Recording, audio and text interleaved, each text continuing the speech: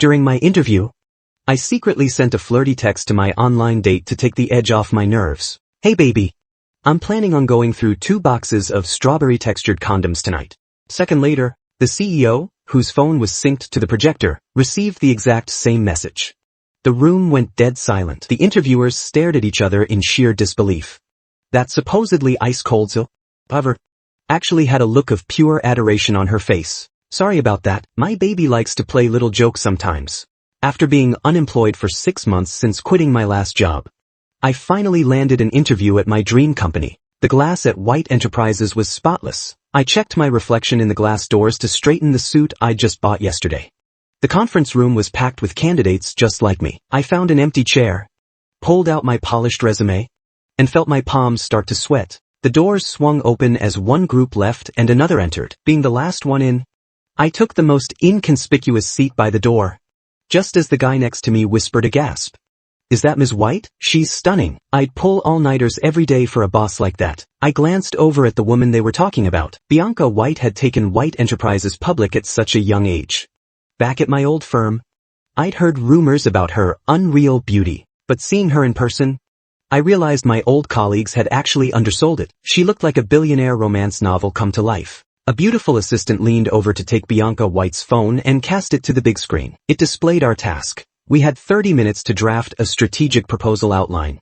The guy next to me was scribbling so fast I thought his pen might catch fire. He looked determined to win. Suddenly, my phone lit up on the desk. I hadn't replied to my online girlfriend yet. Her last text came in after I fell asleep.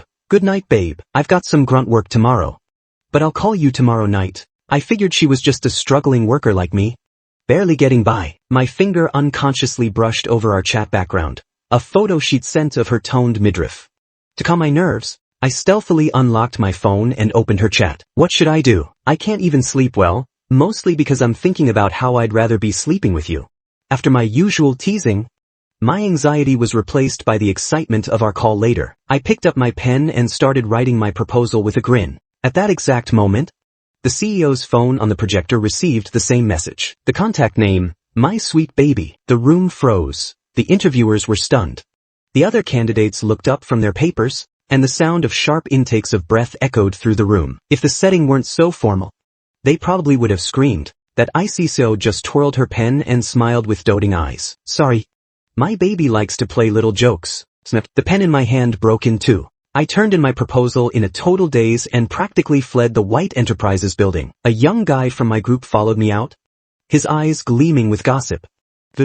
Did you see that? I wiped the cold sweat from my forehead and gave a forced laugh, not daring to speak. He didn't mind and kept babbling to the people around him. Ms. White's little trophy husband? Who is the lucky guy? Best drama I've ever seen at an interview. Despite the blazing sun, I felt like I was about to black out. While they were huddled together gossiping, I ran into the subway station like I was running for my life. My phone buzzed in my pocket. Baby, I'm here. I was so busy just now. I'll be out of work by the end of the month, so I can be with you every day. What are you doing? Why aren't you replying? Did your service get cut? Then, a notification from my carrier popped up, taking over half the screen. Your account has been topped up with $10,000. Current balance, $10. 020. My hand shook, and my phone slipped, hitting the ground and sliding away. This wasn't the first time she'd sent me money. I should have realized, how could a struggling worker have that much cash? Every time she sent it, I tried to pay it back in installments. I thought she was just picking up odd jobs and told her to use it to buy herself a better lunch. Looking back at the image of the wealthy CEO sitting across from me, the realization hit. CEOs don't go to work every day in the way I thought. I had misinterpreted her grunt work as actual blue-collar labor. The joke was on me. My screen was cracked, and honestly, so was my entire worldview.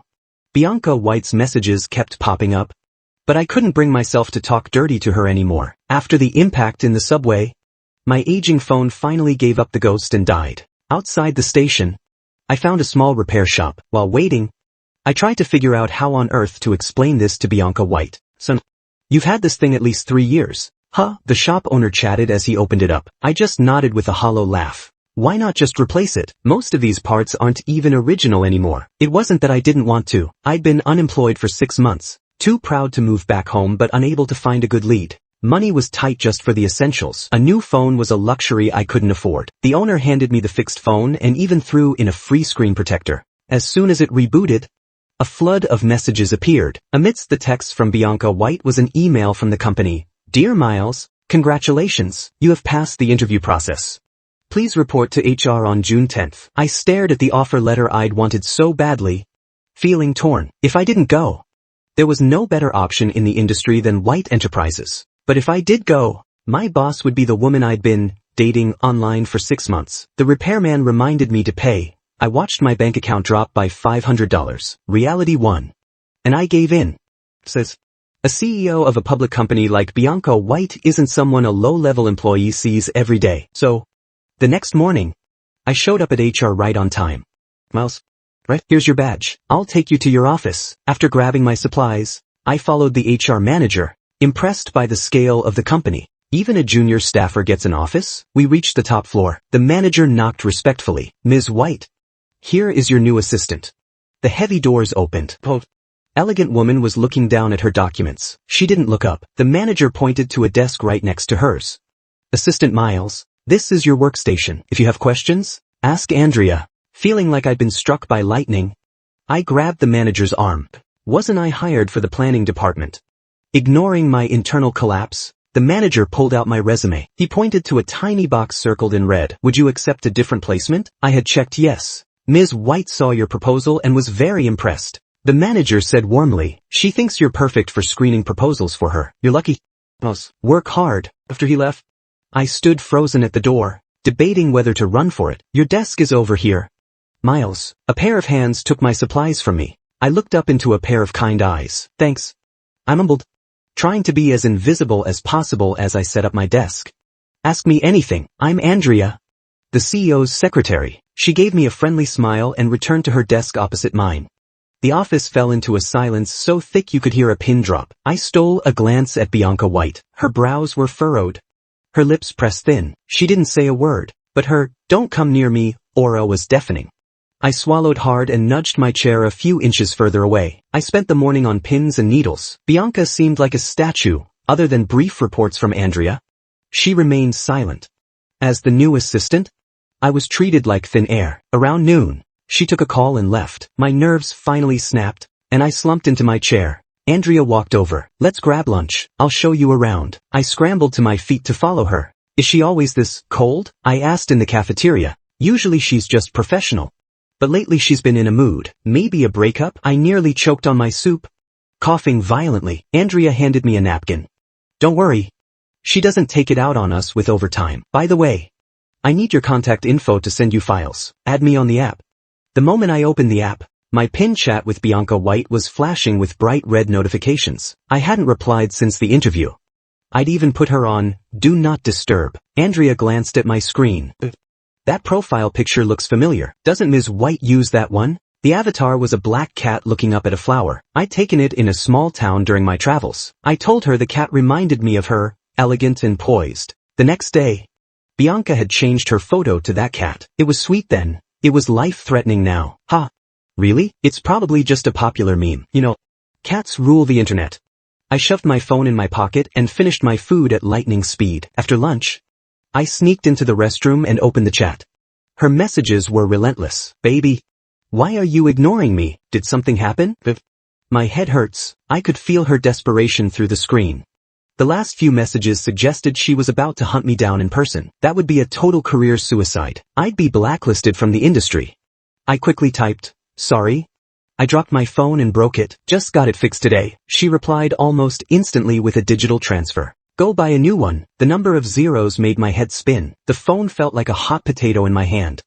I realized I couldn't keep taking her money. I hit return and replied, I found a job. You work hard for your money. Save that for your future husband. The chat went quiet for a long time. Right as lunch ended, my screen lit up. Are you breaking up with me? Those words stung. I suppressed the urge to cry, sent a final message, transferred back all the money I owed her, and hit delete contact. We just weren't from the same world. When we first met, I told her I was a grunt, corporate slave. She actually asked what that meant. She had no idea about modern slang. At my last job, when I was swamped, she'd see my high step count and ask what I was doing. I'm out here hauling bricks. I explained the slang to her. Later, when she went silent for a few days, I thought she was ghosting me. Instead, she sent a photo of a construction site. I've got work today. I'm hauling bricks too. Given the photo, I really thought she was just a manual laborer. I'd felt a deep connection with her while I was unemployed.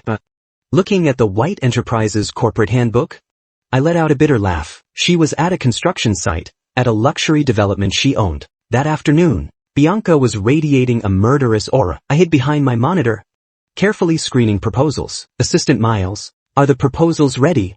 Her voice was familiar but lacked its usual warmth. I jumped up and brought the folders to her desk, placing them down respectfully. As I turned to leave, she stopped me. What are the pros and cons of these? I lowered my voice, trying to sound different. Xavier, who was dropping off files, looked at me confused. Miles, why does your voice sound like that? Oh, I talked too much and lost it? I lied. I finished my report. Trembling, Bianca just twirled her pen in silence. Cold sweat ran down my back. Good analysis. You can go. Ms. White, seeing her act normal, I breathed a sigh of relief and stumbled back to my desk. At the end of the day, I cornered the HR manager in the parking lot. Hey, do you have any openings on the janitorial staff? I'm a certified professional organizer. He patted my shoulder like a mentor. I heard from Andrea. Ms. White is just quiet, but she's good to her staff. Come on. You're not a rookie. Why so scared? She won't bite. He hopped in his car and sped off. I covered my face in despair. She wouldn't bite, but she might kill me. When it rains, it pours. As I left the building, the overcast sky opened up into a torrential downpour. The subway was a walk away, so I waited under the awning. A Bentley pulled up, and the window rolled down to reveal Bianca's stunning face. Where are you headed? She asked flatly. I snapped out of my daze and waved her off. No thanks. Miss White, I'll just run to the station when it lets up. She just nodded and told the driver to go. I stood there, my rejection speech still half-formed. Her car vanished into the rain. The distant woman was nothing like the clingy girl I'd dated for 6 months. The rain didn't stop, so I eventually just charged into it. After 6 months of being a shut-in, my immune system was shot. I woke up the next day with a massive cold. Andrea joined me in the elevator. Morning. I croaked. Jesus. Did your throat get hit by a bomb? By now, I was used to Xavier's bluntness. I just rolled my eyes and hit the button for the top floor. With the cold as a cover, I felt less pressure reporting to Bianca. I think this plan is solid, I said with a professional smile. Bianca looked up, meeting my eyes. Assistant Miles, her gaze made my heart skip a beat. Ms. White, I waited nervously. Maybe talk less, she said with a smirk. Andrea laughed and handed me some throat lozenges. Bianca sat there, occasionally staring at her phone like she was lost in thought. My phone buzzed, a text from Andrea. Is Ms. White going through a breakup? She's totally distracted. I texted back. Andrea? Read the news, not the gossip. Curiosity killed the cat. We went back and forth, bickering via text. I didn't notice Bianca standing in front of me. Miles, if you're not busy, go confirm the plan with the client. Jumped, and my phone slid onto the desk. The screen lit up, the black cat avatar. Bianca's eyes locked onto the lock screen. I grabbed a lozenge. Would you like one? Bianca looked at my hand coldly. What? I stammered. Throat monkey? A lozenge. Andrea burst out laughing. Rumors of Bianca's breakup spread like wildfire. Some colleagues added me to a group chat. Miles, we heard you saw a text from her husband on interview day. Is it true? I didn't dare say a word. Fortunately, a text from Xavier saved me. Ms. White is going to Chicago tomorrow for business. You're going with her. Why me? Andrea sent an eye roll emoji. I have to be in New York. And you know the proposal better anyway. I sent your contact info to Ms. White. She'll reach out if she needs anything. Andrea texted. Sure enough, a friend request popped up, same black cat avatar. The request note read, long time no see. Ex-boyfriend. I nearly passed out right there, cursing Xavier 1,000 times in my head as I scrambled to get up and make a run for it. Just as I reached the office door, slender, elegant hand blocked my path. Trying to run again. Miles. Bianca White hadn't deleted me after all. As soon as Andrea shared my contact card, she saw our entire chat history. With a cold, unreadable expression, she backed me into the office. Ma'am, let's be rational. This is just a huge misunderstanding. I stammered, backing away. Bianca just kept closing the distance. What misunderstanding? She stopped right in front of me, arms crossed, looking down at me with an intensity that made me even more nervous than if she had actually blown up. I should have used a burner account. Mouse. Did you fall in love with someone else? She asked, her voice sounding unexpectedly hurt, a total contrast to her CEO image. I shook my head frantically. Breaking up and cheating are two very different things, and I wasn't taking the fall for the latter. Then what did I do wrong? She pressed. Nothing. You were great. Too great. Honestly, I said, wiping my sweaty palms on my pants as I forced myself to meet her eyes. But online dating doesn't have a future. You're a CEO of a public company, and I'm just a regular staffer. Bianca went silent for a moment, looking genuinely confused. But the books say our dynamic is the most compatible. Now it was my turn to be confused. What kind of books? Her lips curled into a slight smile. The ones titled The CEO's Secret Lover. I wondered how she ever managed to take a company public with a brain full of romance tropes. The tension was at its peak when Andrea walked in with the luggage. Add me back, Bianca demanded, holding up her phone with a dangerous look.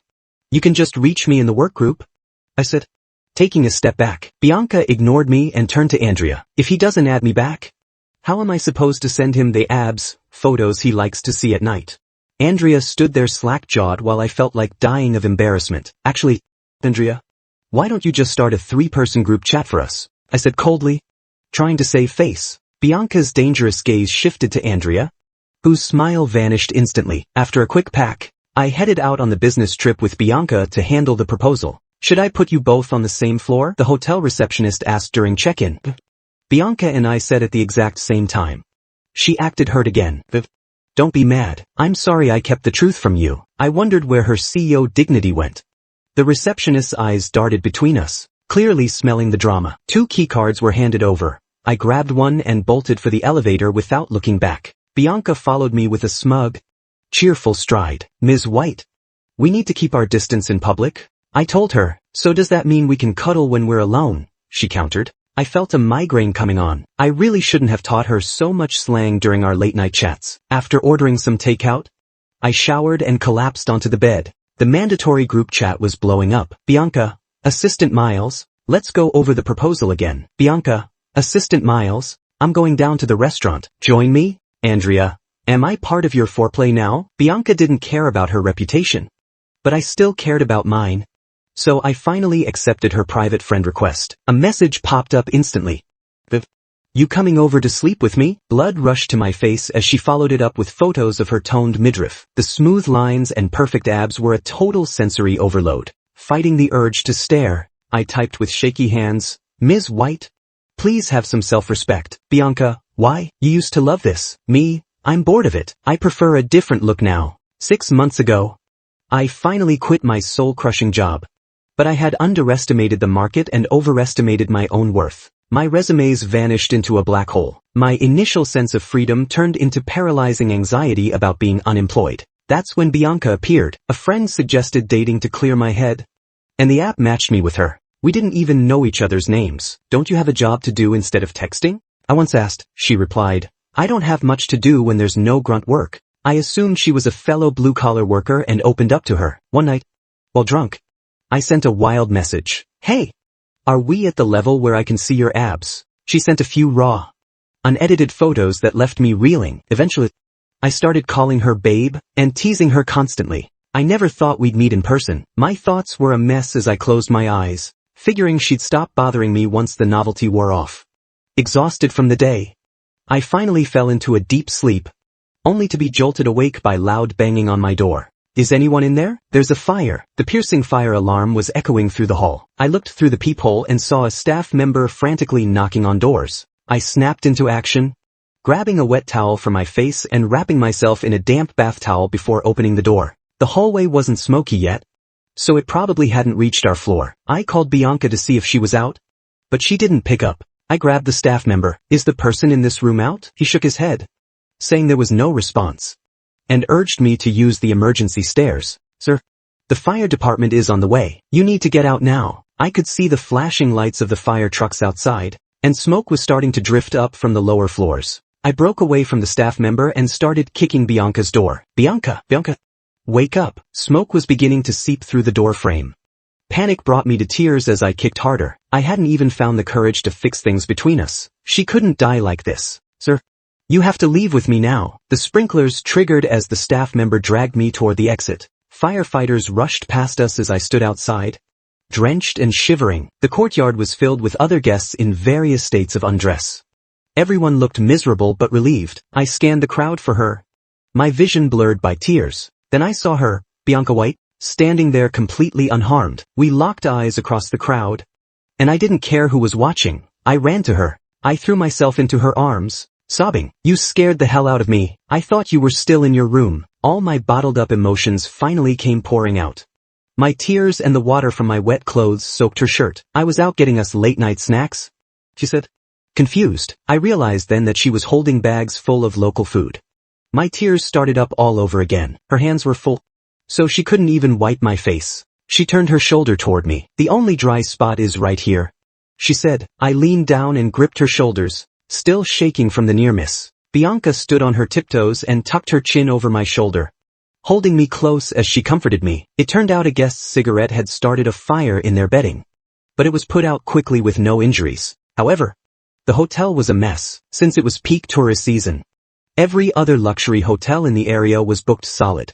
Just as I thought we'd be sleeping in the car, a message popped up in the group chat. "Andrea, a friend of mine has a room at her B&B. It's right near the development site we're visiting tomorrow." Bianca instantly sent Andrea $10,000 via the app. "Bianca, was there no one thinking about saving me during the fire?" "Bianca, everything I have is yours anyway." Andrea accepted the money. "Consider this a reward for a lifetime of good deeds." The B&B was located in a scenic mountain area slated for development. The receptionist handed me a single key. "The couple's villa has an in-room private hot spring. Is there really no other room?" Beth. Looking at the lone key, the receptionist just smiled. "It's peak season. This is the last 1 inch." Before I could argue, Bianca took the key. The villa was a private 2-story cabin with a living room downstairs and a bedroom upstairs. "Go take a hot shower before you catch a cold," Bianca said, dropping her bags and sitting on the sofa. She saw my nervous expression and chuckled. "I'll sleep on the couch." The mountain air was chilly, and my wet clothes were sapping my body heat. I let out a violent shiver. I dashed upstairs for a hot shower. Once I was warm and dressed in long pajamas, I headed back down. "I'm done. Your turn." The table was covered in local snacks. Bianca handed me a mug. "I had the kitchen boil some ginger tea for you. Drink up." She was being just as thoughtful and attentive as she had been when we were just talking online. The steam from the tea made my eyes sting again. "Why'd you buy so much, Miles?"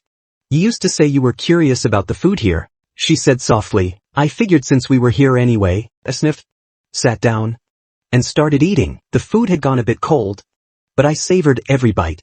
"Is it good?" She pulled a chair up next to mine. I picked up a piece of pastry and held it to her lips. She froze for a second before taking a bite right off my chopsticks. "Yeah, it's great," she whispered. My face felt hot as the ice between us finally melted. We talked late into the night, just like we used to. Eventually, the food and the long day caught up with me. "You should head to bed. We have work tomorrow," Bianca said as she cleared the table. She pulled a spare blanket from the cabinet and started making up the sofa. I stood on the stairs and watched her sit down with her laptop. "Good night," she said, giving me a smile so warm it hit me harder than any of her photos. I practically ran upstairs. The mountain temperature dropped overnight, and the next morning, Bianca looked pale. The business meeting went well, and the contract was signed by noon.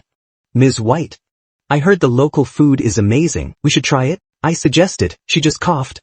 Her cheeks flushed a bright, unnatural red. "Andrea told you that, didn't she?" I pressed my hand to her forehead. She was burning up. Sleeping on that thin sofa in the cold mountains had given her a high fever. "You and Andrea sure are close," she mumbled, her breath ragged and her voice laced with jealousy. "Not as close as I am with you. Now let me go get you some medicine." I managed to soothe her and helped her back to the villa. The woman who was just a shark in the boardroom was now completely drained of energy. She leaned her entire weight on me, her hot breath against my neck making me shiver. I got her onto the bed and called the front desk for help.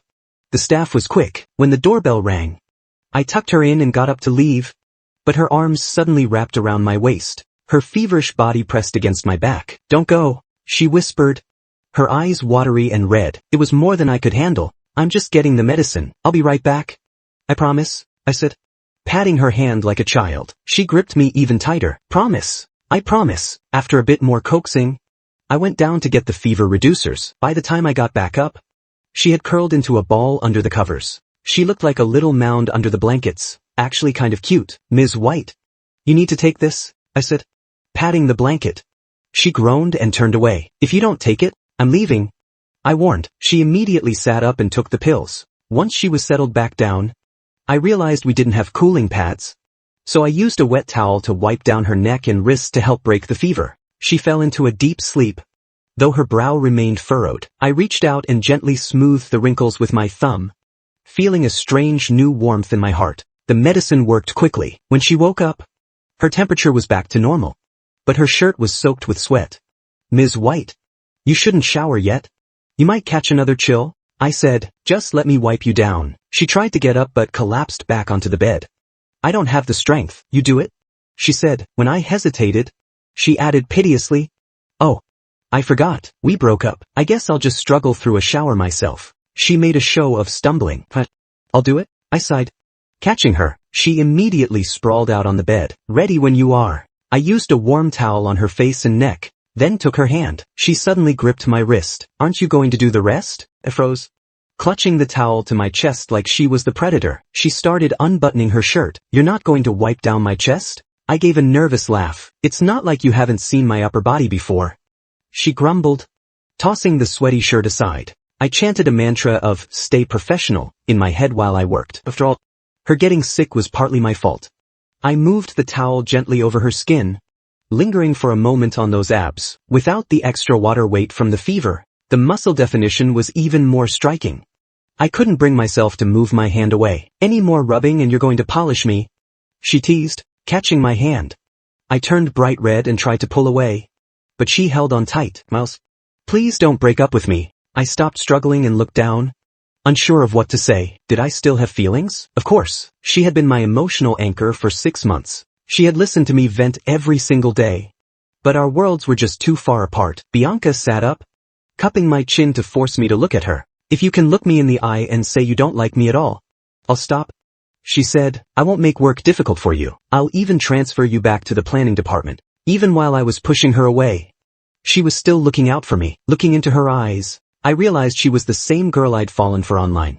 I couldn't say it, but I whispered, taking her hand, but we can't let anyone at the office find out. Her eyes lit up, and she pulled me into a tight hug. I hugged her back, finally feeling at peace. Andrea started blowing up the group chat again. Are you two really staying in the mountains for 2 more days? Me? Hee. Andrea didn't dare snap at the boss, so she took it out on me. Don't hee me. Do you have any idea how much work is piling up?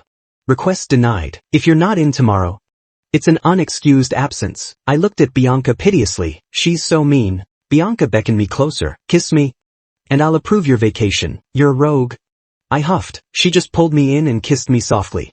I didn't pull away, and the kiss deepened. I can be even more of a rogue, she whispered. I pushed her away, blushing, only to be pulled back in. My phone was still buzzing. Andrea, I'm serious. I'm not doing your work for you. Why are you guys so quiet? Me? Okay, but I don't want to know anymore. The night air was cold outside, but the room was filled with warmth. Love had arrived, and there was no point in hiding from it anymore.